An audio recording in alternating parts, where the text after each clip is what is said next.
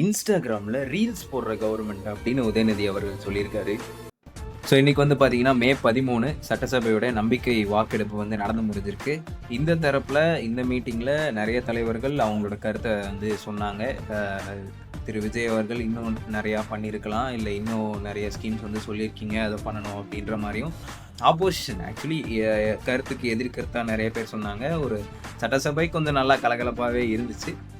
திரு உதயநிதி அவர்கள் ரீல்ஸ் போடுற கவர்மெண்ட்டாக இல்லாமல் கொஞ்சம் ரியல் கவர்மெண்ட்டாக வேலை செய்யணும் அப்படின்ற மாதிரி அவரோட ஆப்போசிஷன் வச்சுட்டு இந்த ஓட்டெடுப்பு நடக்கிறதுக்கு முன்னாடியே அவங்க வந்து நாங்கள் இதில் கலந்துக்க மாட்டோம் அப்படின்னு சொல்லிட்டு திரு உதயநிதி ஸ்டாலின் அவர்களும் அவரோட எம்எல்ஏ அத்தனை பேருமே வந்து வெளியே போயிட்டாங்க.